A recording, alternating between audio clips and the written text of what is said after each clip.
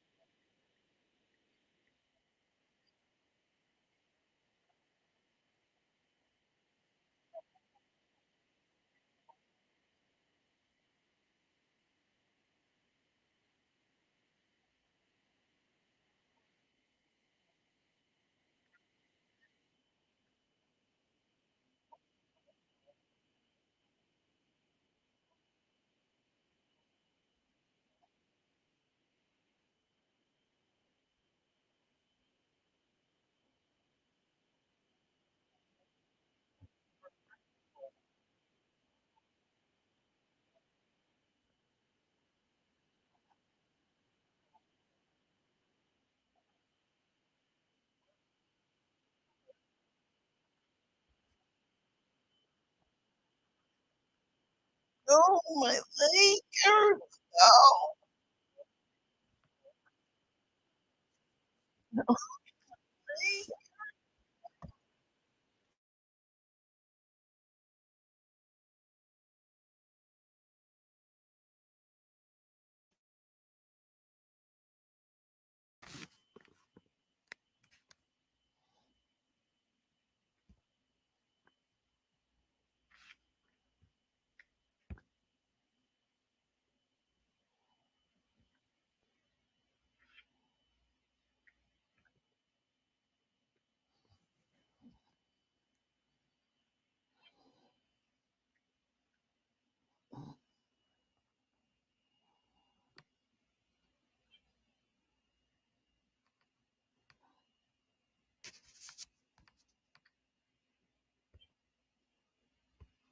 concentrations of white voters without college degrees. That's been Trump country in Michigan and elsewhere. And we see there counties, Trump is getting 75% of the vote, 75% of the vote, nearly 80% of the vote. And these small counties collectively add up. And that's what's powering him now to over 67% of the vote. And if you start to play this out, the first counties to come in tonight that make up, I think, a disproportionate share right now of the overall statewide vote are these suburban southeastern Michigan counties. And as the rest of the state fills in, the share of the vote coming from this area is going to decline. And as I just showed you, that's Haley's actually best area tonight. So I think what that adds up to is, as this vote comes in statewide, this Trump number could climb and this Haley number could fall further. It's not impossible. We'll be looking at the end of the night at Donald Trump hitting 70% in Michigan and Haley falling all the way down from 25.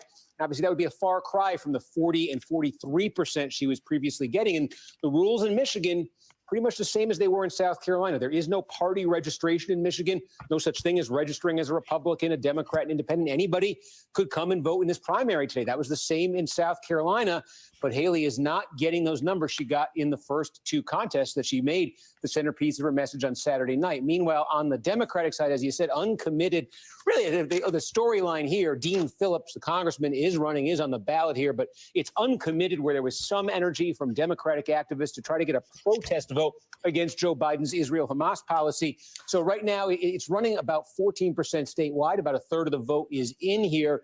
I think generally in these counties, it's running at about a 10% level, but it spikes in a couple of places. One is the county I just talked about on the Republican side, Washtenaw County. In the fall, Oh, this is funny.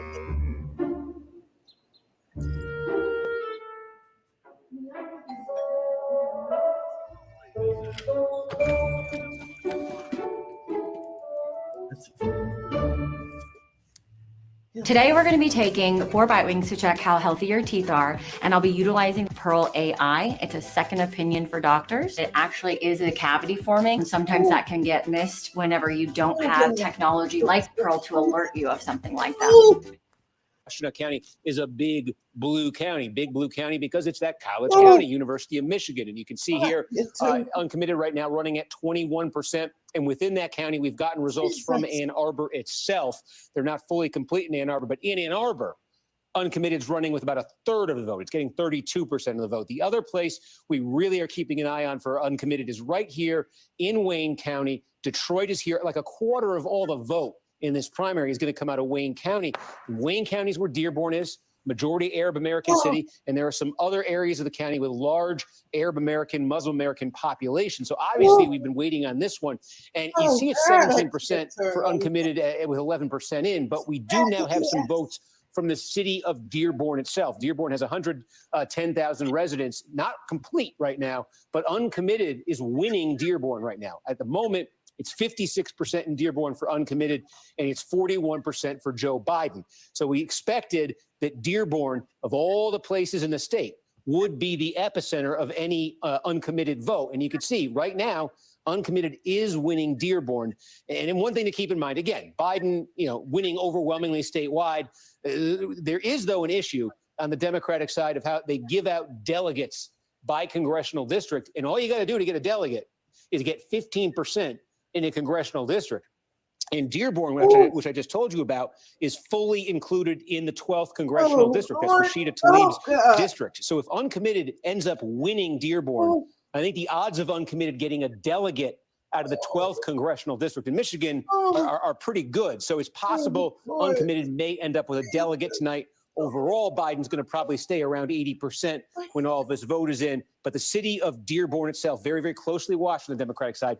Right now, at least, uncommitted is leading there. Steve Kornacki, I could listen to you all night, but alas, our audience is now stuck with tongue-tied me. So let's bring in our lead-off panel tonight. NBC News White House correspondent Michael Memoli. He joins us from Dearborn, Michigan. Former Democratic New York Congressman Max Rose and Mark Leibovich, staff writer for The Atlantic. Max, give us your top-level takeaway, because both Biden and Trump won, but President Biden is winning by significantly more. Sure. It's interesting because what the Republicans will say tonight, they'll try to draw attention to that uncommitted vote, which in many ways is an expression vote. It's trying to send a message to a president that they still believe in, but they're looking to express themselves, which is democracy at its finest. But when you look at the Republican side, right, there is no one with a pulse who believed that Nikki Haley could win tonight. And nonetheless, nearly 1/3 of voters came out to vote against Donald Trump and vote for her.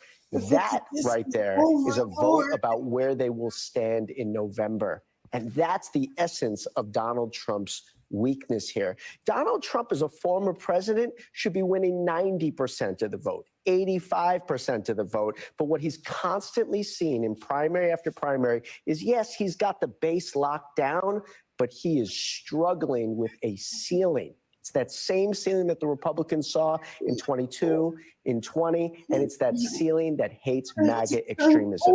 And nonetheless, today, once again, we see evidence of it. Republicans are a party divided. And people often like to say, well, both parties are divided. But is that even true? No. Because just look at Congress, right? President Biden's agenda, right? He has had a largely centrist foreign policy agenda, a progressive economic agenda, and they've worked. If you look at how Democrats have voted in Congress since he took office, they're basically all on the same page. Republicans, they cannot even get their faction in order. Well, you know, they used to say, I'm not a member of an organized political party, I'm a Democrat. Those days are long gone. Of course, Speaker. Israel is at war in an unprovoked, murderous attack that has claimed the lives of hundreds of Israelis, and with over 100 civilians, women, children, and elderly taken captive by the Hamas terror. Pelosi had a razor-thin margin and was able to successfully advance out of the House monumental legislation, and literally the Republican caucus, with a similar margin, couldn't organize themselves out of a paper box. So they are totally disorganized. They can't get their act together, and that's also being reflected in these electoral results. Time and again, there's a really strong electoral bloc that wants nothing to do with MAGA-based extremism. That bloc is in the Republican Party, that bloc is in independents, and that bloc is, of course, amongst swing voters. Michael, the Biden team knows how crucial Michigan will be in November. What are they taking away tonight? What are you hearing from them? Well, Stephanie, when you think about why the Biden campaign, why the DNC, and why President Biden himself wanted Michigan to be part of this early voting window, right? This is the earliest they've ever voted in a nominating contest. It was because they wanted to highlight some of the strengths that President Biden has among key voting coalitions, among Black voters, among union workers who have been so important to President Biden. That's the event he came here to do with those auto workers ahead of the primary. But what it's also done is expose some of the vulnerabilities that the president does need to work on if he's going to carry Michigan by the margins he needs to in order to be reelected president. Now, we talk about Dearborn. I spent all day talking to voters in Dearborn, and they are very animated and motivated to vote against the president, to vote for this uncommitted ballot line, because they wanted to send a message about what's happening in Gaza right now.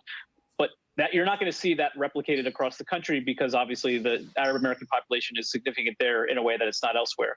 But where, as Steve Kornacki was laying out, there was also a significant uncommitted vote, was college campuses. We know that the Biden campaign has struggles with younger voters. You're going to see that on college campus across the country.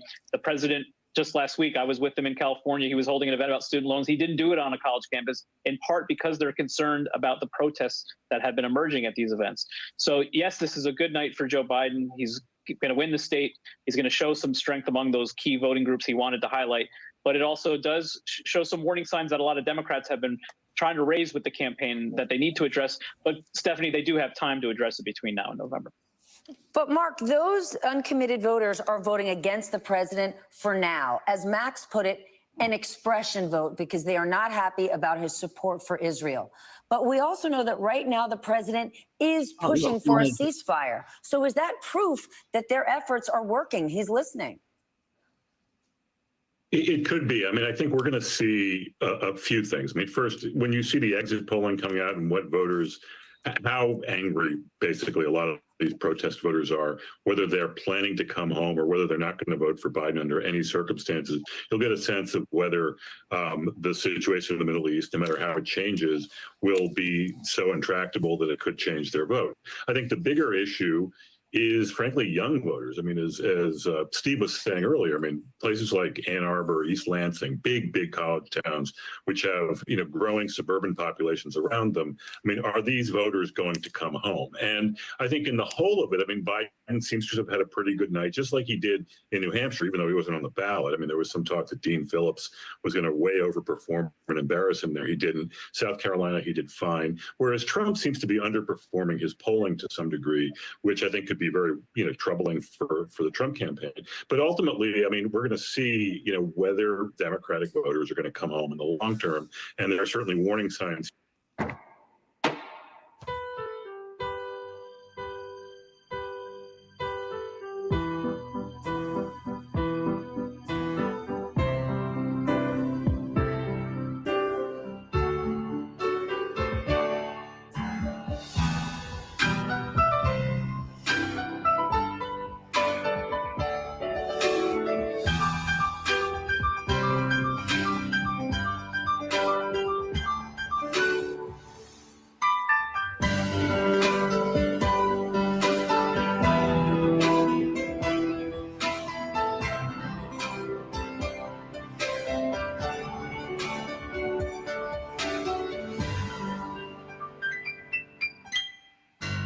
My name is Stephen Ridley. I've been a concert pianist here, but also it looks like the whole of the party seems to be solidly behind Biden.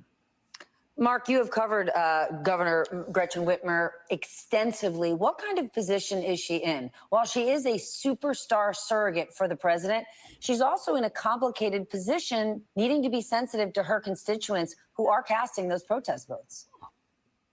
Yeah, she's been extremely cautious. I mean, her rhetoric has been, really, really scripted. And she's usually a fairly, freewheeling rhetorical politician to some degree. And in some ways, she's run ahead of Biden, certainly in polls. And I think that, I think especially on the abortion issue, she's been very, very solid with a lot of suburban, even Republicans that had sort of fled the Republican coalition over the last few years. She's been very, very strong there. But yeah, I think she's kind of riding in miniature the same kind of wave or the same kind of, the delicate situation that Biden has. And I think she is, in a little bit better position now, but I think Biden is the one that's going to really feel the brunt of it going forward. Max, nobody thought Nikki Haley was going to win, but she's still staying in the race with this idea that she's running as an understudy. She's running as the backup quarterback. But let's say Donald Trump does get knocked out. She's not going to control the delegates, and I cannot imagine they will turn and say, the person who's the thorn in Donald Trump's side, now we're going to back her. Yeah, Mitt Romney would have a better chance of winning the Republican nomination than Nikki Haley at this point. And, it's almost commendable the way in which she's burned basically every bridge and relationship that she had in the party, because the party is not representative of that old school Republicanism any longer, or at least only a small sliver of it. In the end, the Republican Party, we like to talk so much about this cult of personality. I actually think it's gotten beyond that at this point. It is centered around a MAGA extremism that goes well beyond Donald Trump and will live well beyond him. And we would certainly see that should there be an open contested primary with Trump not on the ballot. Michael, explain this one to us. President Biden made history in Michigan last year when he joined an auto worker picket line. No president has ever done that before. But new numbers from NBC show he's actually losing ground among union households to Donald Trump since 2020. Why is that? Is it about the everyday inflation, cost of groceries that have people down? It's a fascinating question. It's one that the Biden campaign is spending a lot of time working on. And we have seen that at the leadership level, some of the nation's largest unions and their leadership have come out enthusiastically to support President Biden. But we are seeing something of a disconnect with some of those rank and file members of those unions. And it is for issues like inflation. You also can look at the Teamsters Union, the Firefighters Union, they have not yet endorsed President Biden. The Firefighters Union were the first union to endorse candidate Joe Biden 4 years ago. They, in fact, even did it before he got into the race.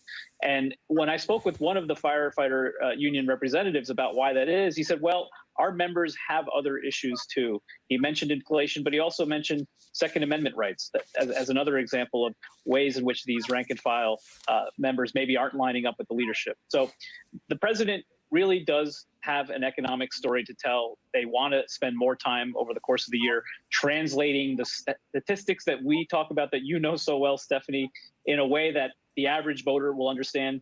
When you look at the State of the Union address next week, Stephanie, that's a major moment that the Biden campaign hopes to really begin that conversation with voters, including union workers. All right, let's turn now to another major issue for Washington and the country. Congress now has 3 days to prevent. No matter what type of severe asthma you have, Tespire can help you have fewer asthma attacks and breathe better. Tespire